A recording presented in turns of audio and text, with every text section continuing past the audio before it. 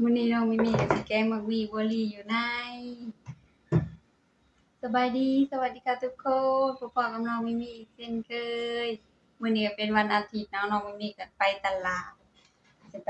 ปซื้อมักมี่มาแกงกินทุกคนอยากกินแกงมักมี่บ่ได้กินแต่เฮิงแล้วนี่เอาอันนี้มันออกก่อนทุกคนเอาใจมันออกก่อน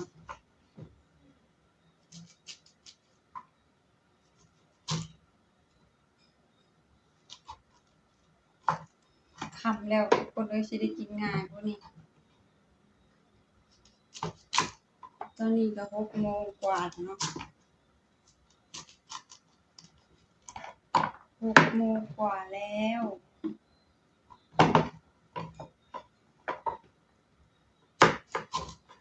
ค่ำมืดแล้วจ้า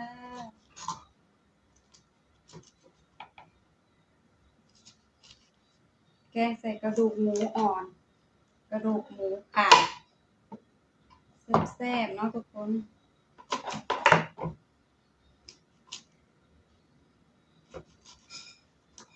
มันมีอย่าแก่ไปเลยทุกคนเลย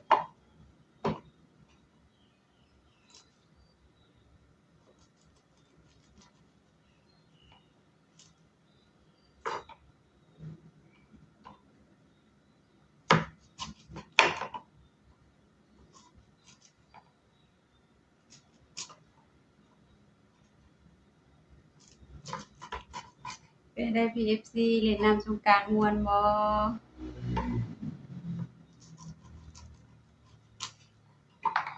น้องมีม่วนหลายเนาะก็ได้มาเล่นสงกรานต์ไทยปีแรกม่วนหลาย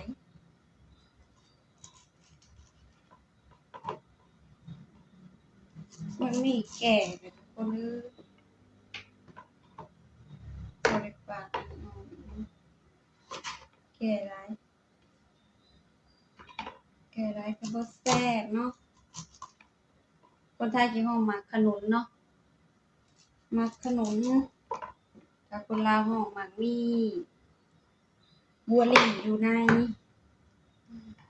แกงมักมี่บัวลี่อยู่ในเด้อ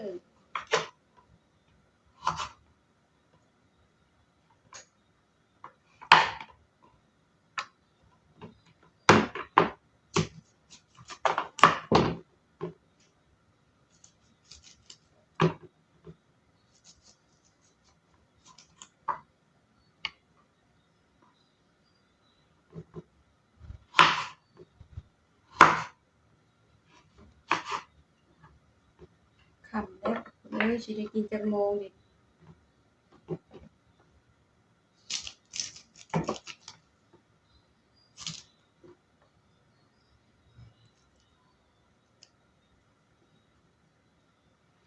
มีแก่เนาะเอาไปล้างก่อนโอ๊ย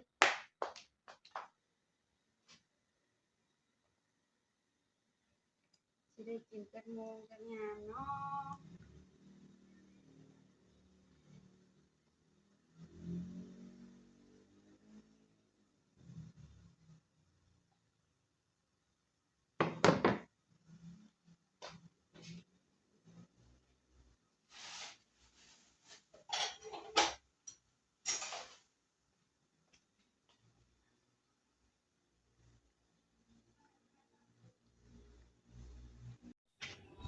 ไปเก็บผักอันนี้ก่อนทุกคนมาไว้ใส่ต้มกระดูกหมู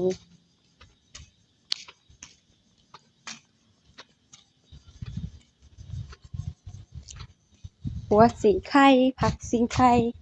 มีหลายผักเลยทุกคนนี่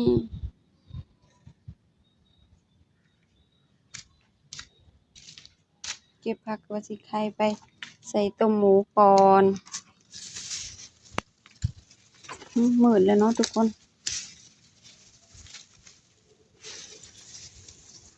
ต้นเดียวก็พอแล้ว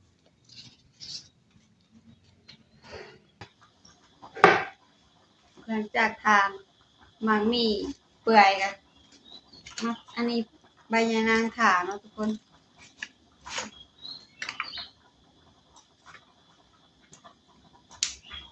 ไปเก็บผ่าเลยทุกคนงามใบยานางกันทุกคนเลยฮ้อนทาง PPFC อยู่ฝนตกบ่ทางเราไม่มีฮ้อนหลายฝนก็คือสิตกแต่ก็บ่ตกฮ้อนเอาเบิดมื้อเลยทุกคนเอ้ย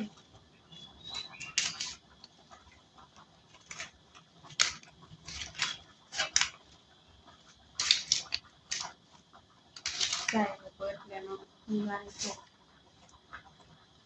ว่าสิใส่เขียวน้ำเขียวแซ่บๆเนาะมันจะน้ำเขียวซื้อมา2 กรัมเลย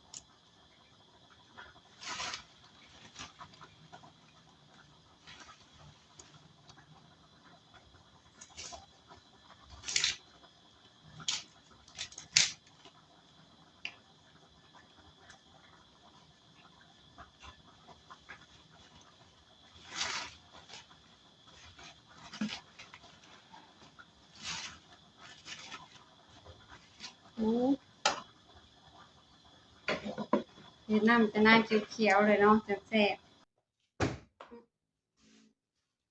มันมีเปื่อยแล้วก็เอาออกทุกคนสิต้มหมูต่อต้มหมูอีก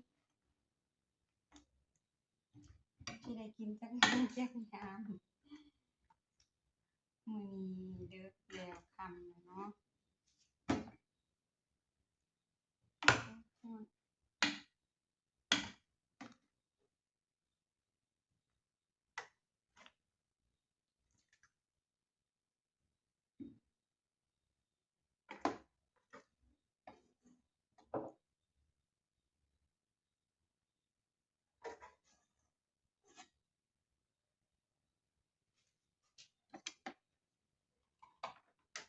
ล้างหม้อก่อนเด้อทุกคน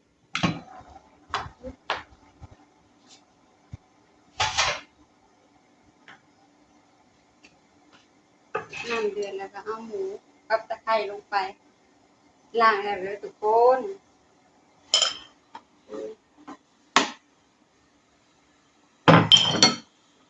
ใส่เกลือสักน้อยหนึ่ง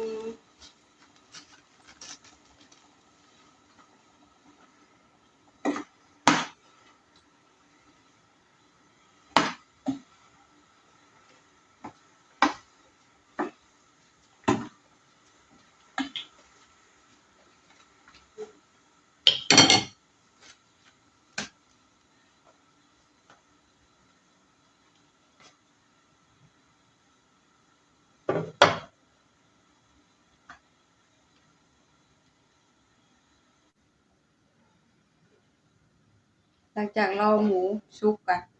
มาต้มมาตำข้าวเบื่อถ่าทุกคนเอ้ยเพื่อที่ได้กินเนาะกว่าจะได้กิน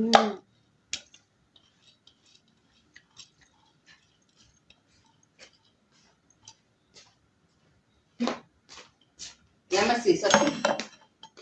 ยังกว่าจะเสร็จ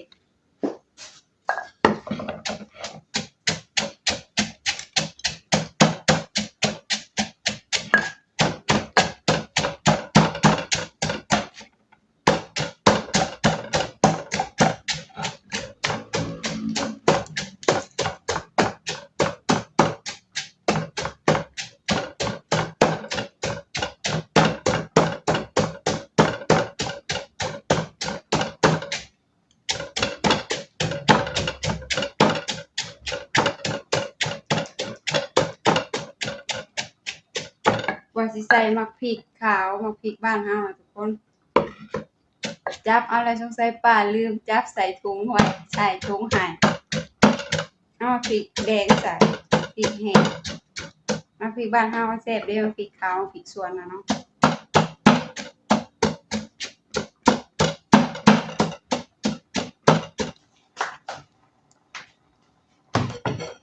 หมูสุกแล้วหมูออกก่อน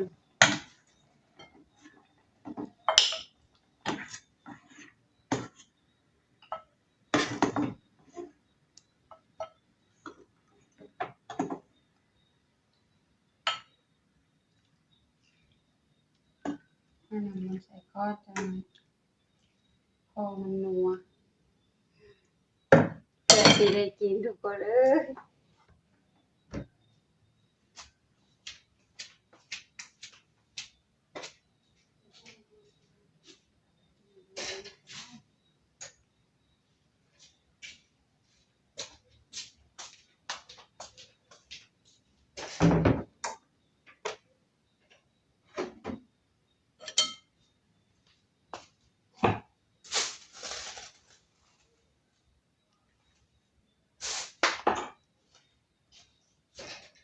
เพื่อสิได้กิน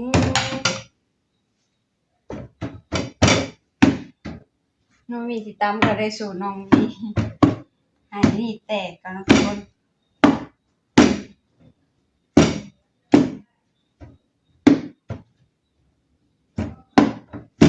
มันจะแซ่บเนาะ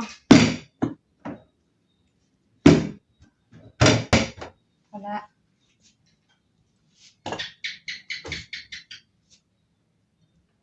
ใส่หมูลงไป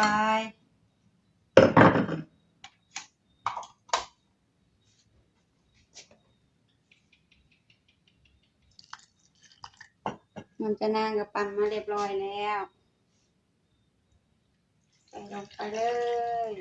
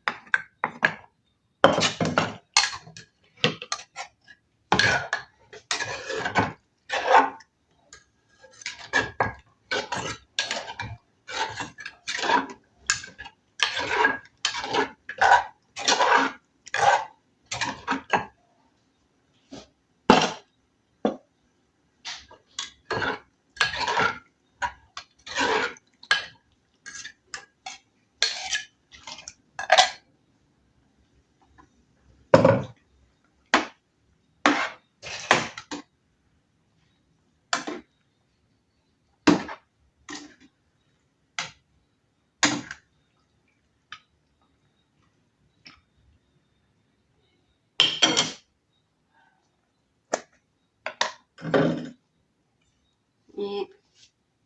ชูรสลงไปใส่หลายแซ่บหลาย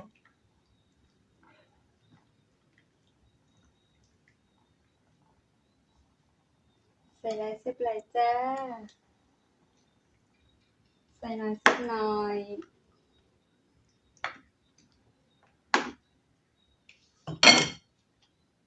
ใส่หลายแซ่บหลายเนาะ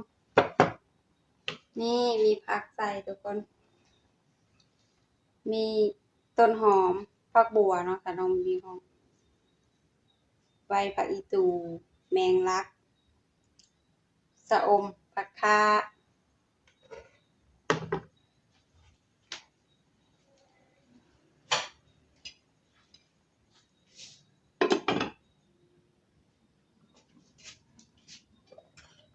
โอ้เดือดแล้ว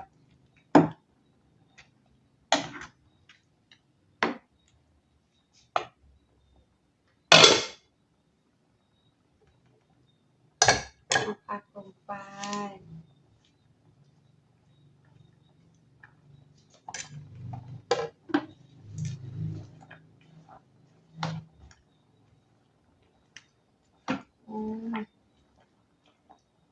หอมดีทุกคน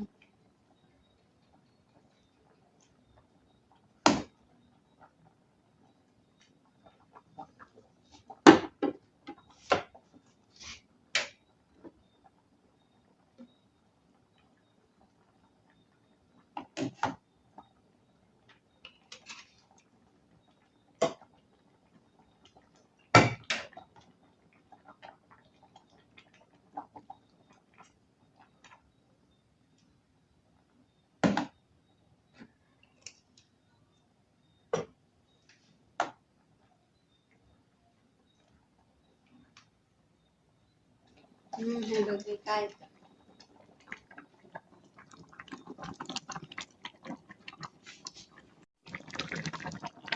นี่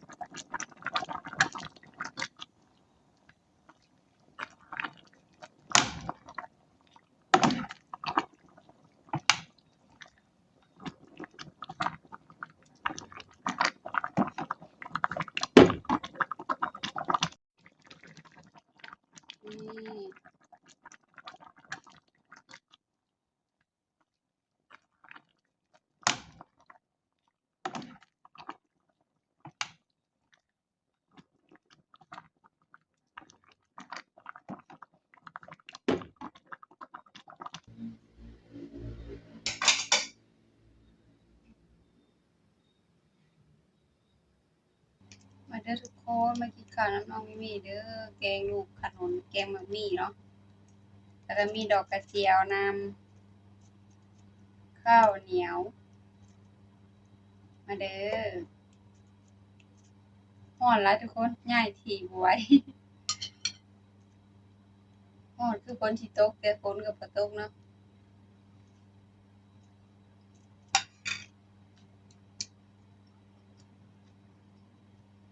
มื้อนี้ก็กินคือเดียวคือเก่า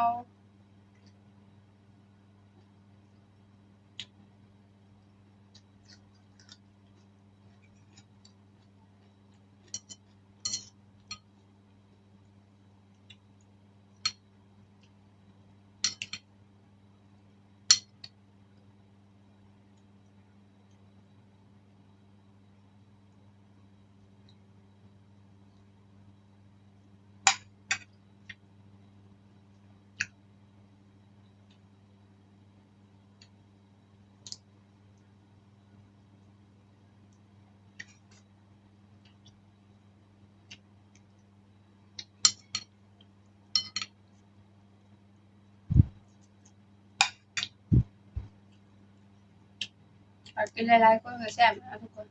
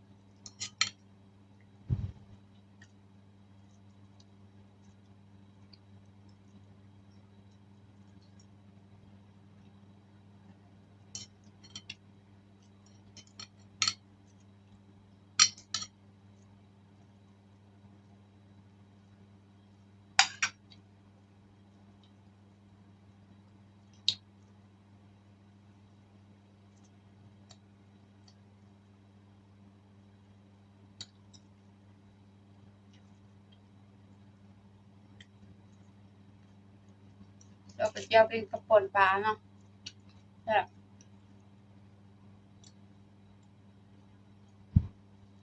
บ่มีขวดวางแต่ขวดน้ำอยู่เลยอยู่ก่อนเฮ็ดกับข้าวมันร้อนแรงบ่ไหว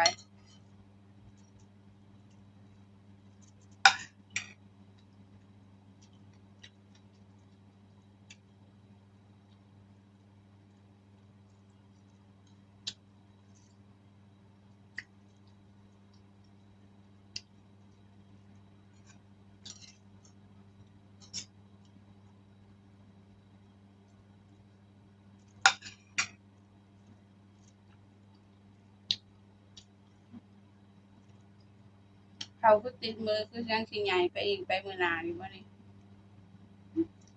จนแต่อีแม่บอกว่าข้าวติดมือยังสิใหญ่ไปมื้อหน้าอยู่เด้อแม่นข้าวเลยยังสิใหญ่ขึ้นอยู่บ่เนาะ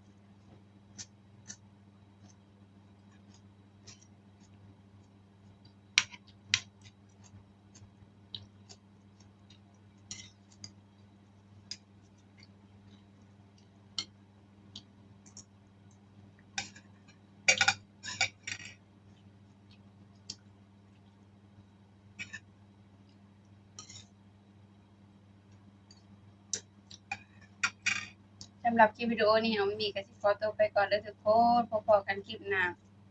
ฝากเป็นกำลังใจกดไลค์กดแชร์กดติดตามให้น้องมิมี่เด้อท้ายคลิปนี้สบายดีสวัสดีค่ะเดี๋ยวมึงมีขาคอทุกคน